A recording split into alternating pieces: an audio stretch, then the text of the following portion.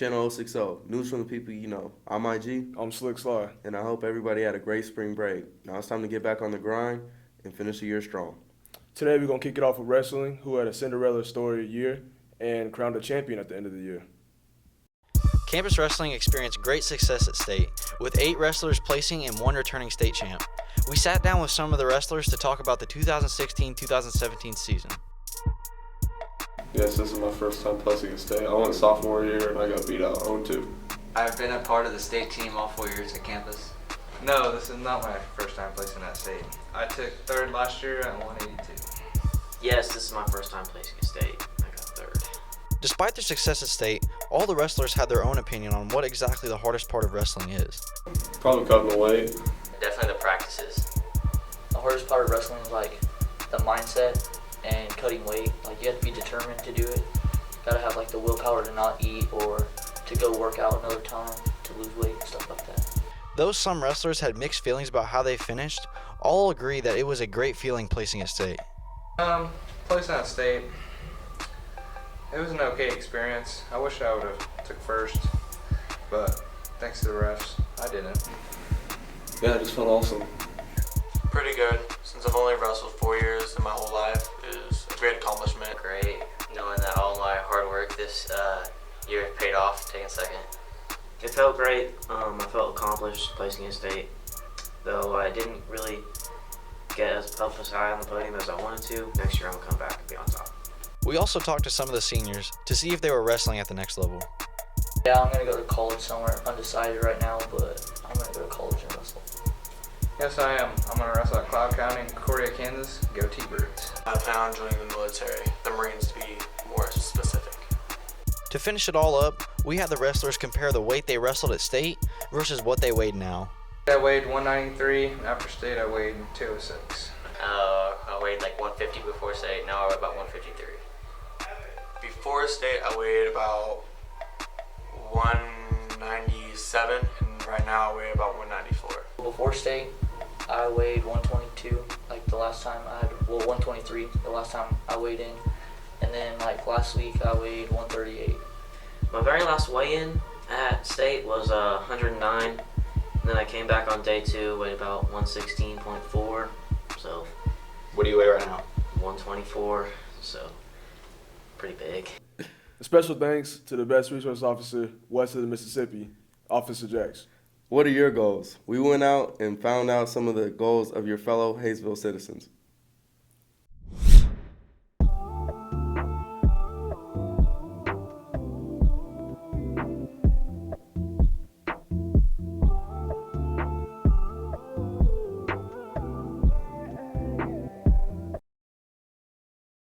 Every day, the brave men and women of America's law enforcement go to work to serve their community.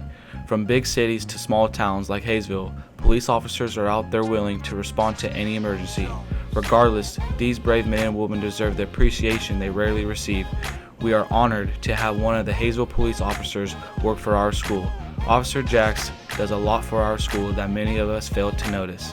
His hard work and commitment to the community is evident when talking to co-workers and students at Campus High School. There's no one like Jax. Officer Jax, he's involved, he's an SRO primarily, but he's involved in several extended community outreach programs. Jax is a good officer. He works hard. He's an all-around good guy, and he is great with the kids. More than anything else, he's truly dedicated to what it is that he's doing. I mean, he is one of the most sincere people to actually trying to especially help the youth in this town. Officer Jax is just an outgoing guy. He, at a personal level, he's not like disrespectful as a police officer, knowing that a lot of the kids here don't really appreciate a lot of the things that he does. He's kind of like been that dude that before games and stuff, I always say what's up to. Over the 4 years I played basketball here, it was pretty cool. You know, I know Officer Jax, he does a lot for the school, and you know, people don't know that he doesn't have to be here, but he chooses to be at Campus High School and help us out. Officer Jax is a pretty cool dude. He runs with us a lot and supports the cross country and track team. Last semester, I got in a little scuffle, and Mr. Jax made me feel really comfortable. I I mean, obviously he didn't like treat me like I did something right, but he made me understand that everyone makes mistakes sometimes and that just to think before I make actions again. We sat down with Officer Jacks to discuss why he does what he does. You know, about my second year at WSU is when I decided to have a criminal justice. One thing is it's hard to see progress in this job, but at least, you know, there's somewhat of a product that you can see afterwards if people come back and they're like, hey, you know, the one time you talked with me, it really helped me out. Or maybe you convince them or push them in the direction of law enforcement. I don't like to arrest people at school. You know, when people make a choice that bad that they get arrested at school, I mean, that's not the reason I became a school resource officer, is to come to school and arrest kids. You know, it's to, you know, hopefully positively influence them, or that's, you know, the last thing that would happen. So there's never like a normal day. So there's a lot of different things that occur, but, you know, it's something new every day. You know, like some days it seems like the same thing, but a lot of it's something new. There's always something new with somebody. Recently, I guess if I think the most recent thing for this year that was fun, an individual stole the box truck for USD 261. I had a hunch that I thought it'd be over near like MacArthur and Hoover. There's like a gas station over there because it was last seen going west. I went over there to this gas station just by chance. There this box truck is, right? Get out to contact the guy, he jumps back in, he takes off. We get like this high-speed chase. So I'm like chasing this box truck, you know, across West Wichita. We like a 14-mile chase. We ended up catching him, got the truck back for Hayesville, not having damage. So that's the most recent exciting thing, I guess. I mean, obviously that would mean a lot to me, you know, just that they take the time and want to do something like that. I mean, obviously it'd be appreciated. I mean, I think anybody, a person that's appreciated will always do more than expected. I mean, that's something I always tell people, like, if you appreciate people, they're always gonna give you way more than if you don't appreciate them at all. So, I mean, obviously, if somebody was to do something like that for me, obviously I'd appreciate it very much and just want to work that much harder to help them out with, you know, whatever situations they got going on. Oh, really? Oh, dang, B-Dub. You guys know that's like my favorite place, right? We actually talked to Shark all the time. Oh, really? Like every Tuesday. I'm actually literally going there today. Thanks to the Hayesville Police Department, this video exemplifies the true meaning of what it means to serve your community with trust and care. From all of us at Channel 060 and Campus High School, thank you. Thank you. Thank you. Thank you. Thank you. Thank you. Thank you. Thank you.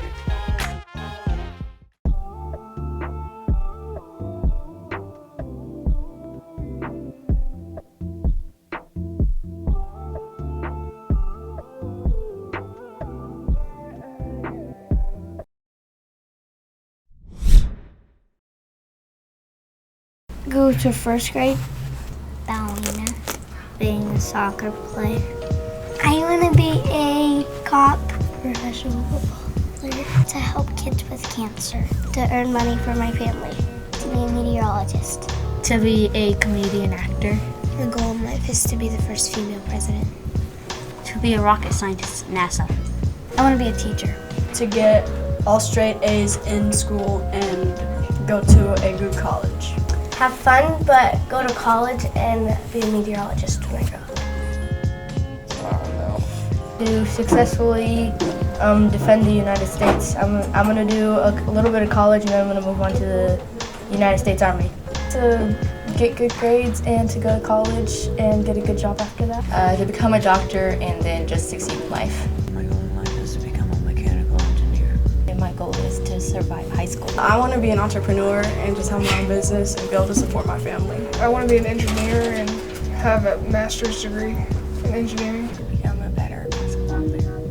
And I want to play tennis professionally. To work in film.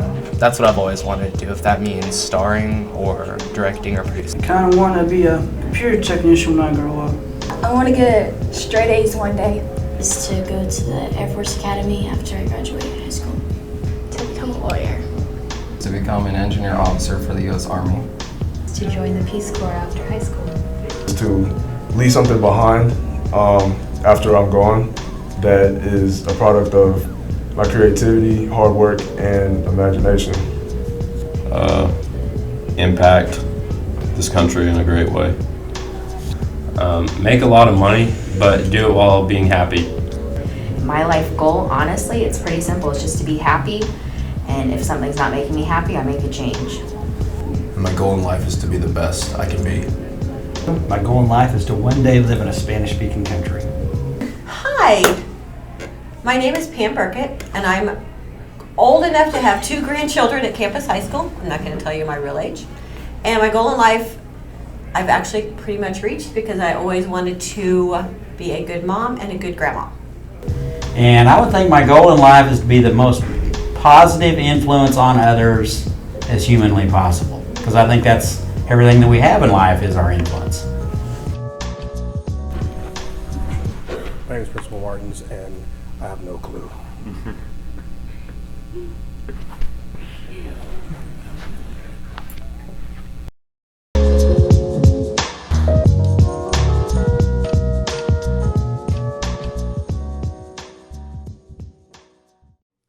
This next segment is a masterpiece, a personal project done by Demetrius Sly on the effects of global warming.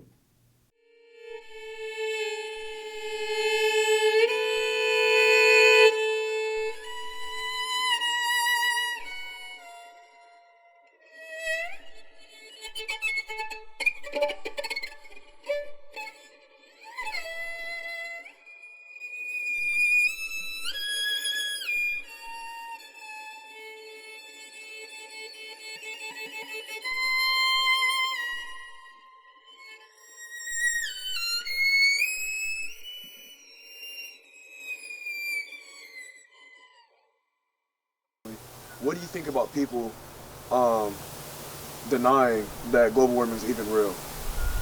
Well, I think that's a horrible thing.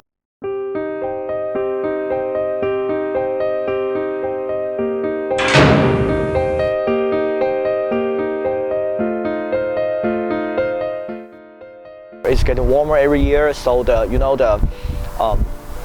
ice mountain, yeah, that's correct. They melting every year. So if they melt, the sea level will increase, and some island like Hawaii, Japan, will disappear. How bad is the pollution in China? In some cities like Beijing and Huhehao and some part of Shanghai, that's really serious. So you have to wear a mask. When you go outside, you have to. It's required right now in Beijing. They don't wear masks. It's really harmful. It's really harmful to your body, to your health, and it's really easy to get cancer of your lung. When you go outside and walk like 500 meters without mask, it seems as you smoke 50 cigarettes. 50. Yeah, 50 people. A lot of people in China. There's such a huge population, like 1.4 billion people in China. And China is not that big as Russia or something. So, if we have really advanced technology like some other inventor, maybe we can solve it, but we'll see.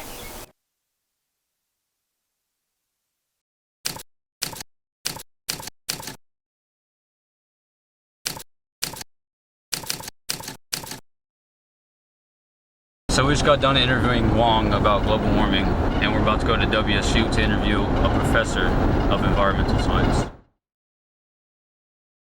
You put a frog in boiling water, it'll jump out.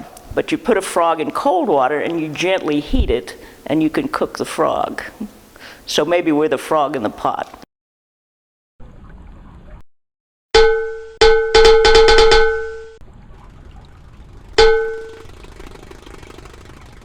Is global warming a real threat? I would say global warming is the big threat, especially for your generation. What we're seeing now is unprecedented. We are experimenting with our environment, with our Earth, without having any idea for sure what's going to happen. But we're starting to see the effects already. And unfortunately, CO2, methane to a certain extent, but CO2 stays around in the atmosphere so long so that what we're putting up now and what we'll be putting up in the next few years will stay in the atmosphere for 200 years. We're already seeing the effects of it. We're seeing species go extinct. We're seeing forests dry out, be infested by insects, killing trees, which makes them susceptible to huge fires. And the main thing is that some people think global climate change or global warming means everything will get warmer and drier, which isn't necessarily true. Global warming speeds up the hydrologic cycle, puts more evaporation up into the water and up into the atmosphere, and that's the cause of a lot of the storms that we're seeing, and we're going to be seeing more extreme storms.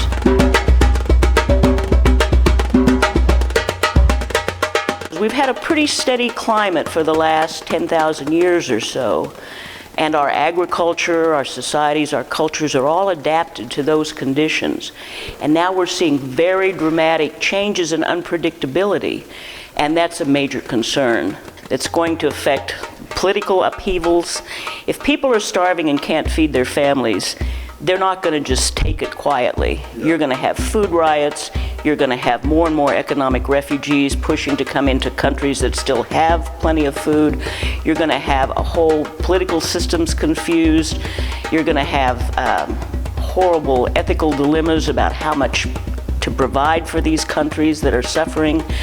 I would say that many of our problems are exacerbated by this increase in climate instability and global warming.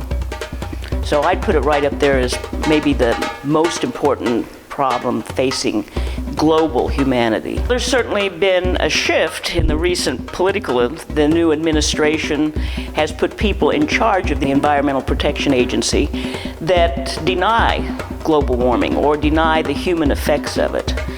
They've pledged to step back from all of the efforts that we've made to cooperate with the rest of the world, including China now, in cutting global emissions and trying to cut it back.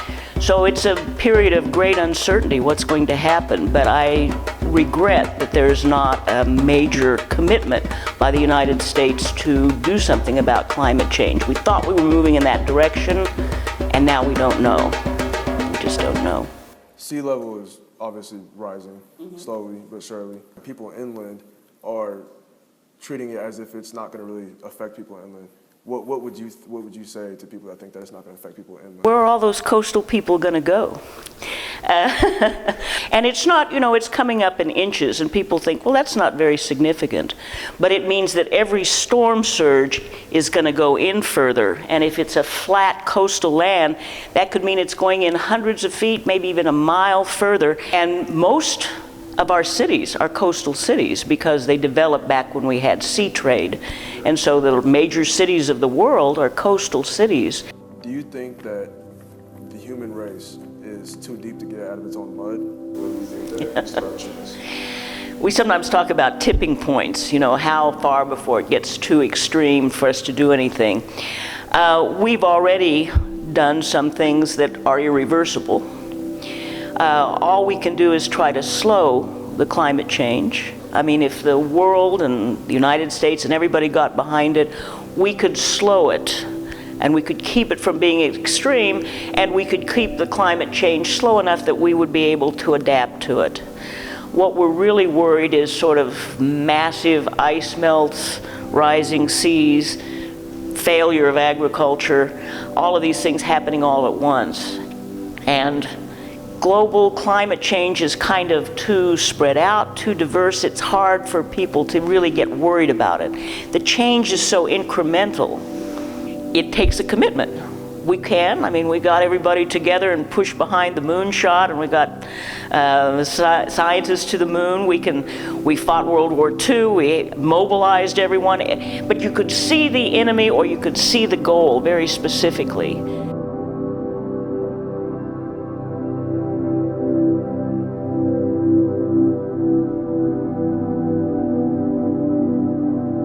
We could do it. It takes a commitment.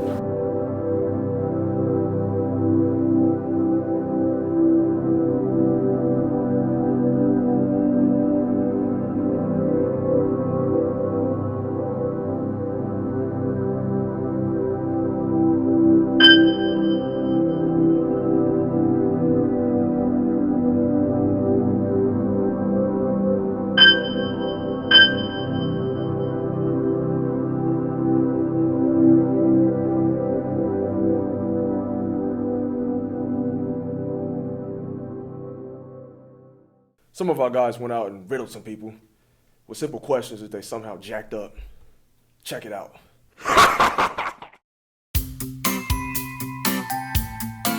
No, it's Independence Day for the U.S.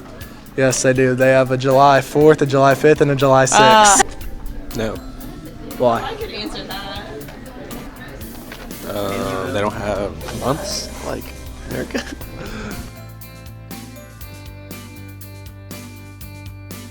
Spell ghost.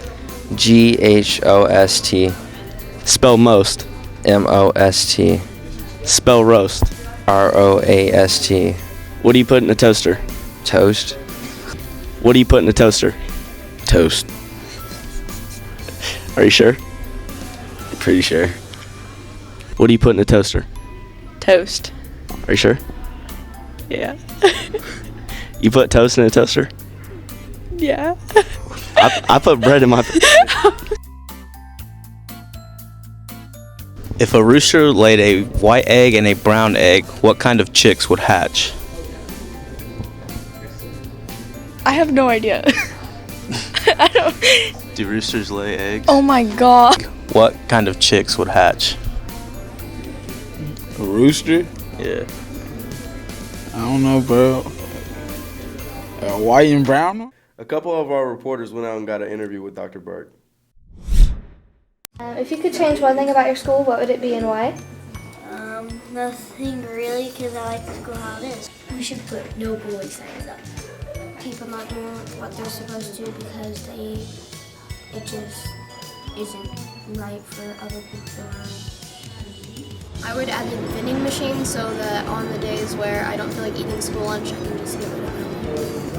Maybe a bigger art program because it's kind of small how it is, and a lot of people like to take. I would change school lunches and I would make them like open so you could leave during school lunches. If you created your own ideal school, what would it be like? It would actually start at like 8 a.m., end at 3:50, and maybe there would be like more reading time, more play on green time. It would be like this school, except for a lot more math. A lot more math? And homework. It would probably be homework every day, a little longer of recess, and probably the same direction as this school, because I like the school that we have in locker. To where we can pick the food and to where people are all friends. Somewhere where everyone is friends or can at least tolerate each other, and maybe more group projects because you need to have that quality in life. You should learn the periodic table when you're young. Your comments or thoughts about the video? Well, I enjoyed watching the wide variety of people that you had and the wide variety of answers. What do you think will be the future of education? What do you see for the future? Education is going to be much more personalized and individualized than it's ever been before. With all the access we have to technology, information, and knowledge, we'll be able to set students up to work on individual projects and help them to dig deep and really understand and enjoy what they're studying. How are you going to figure out their personalized education? How is that going to be set? By getting to know each and every one of them individually and asking them, so what is important to you? What would you like to learn more about? Special thanks to Dr. Maurer and Mr. Martins for letting us be able to come out and interview some of their students. I'm IG. I'm Slick Sly. Channel 60. News from the people you know. Man, I'm kind of hungry. You guys want to go eat somewhere? Yeah, we'll all go. I'll go. Yeah, let's go. I'm down. I'm gonna erase this. Alright. I recorded that so I can use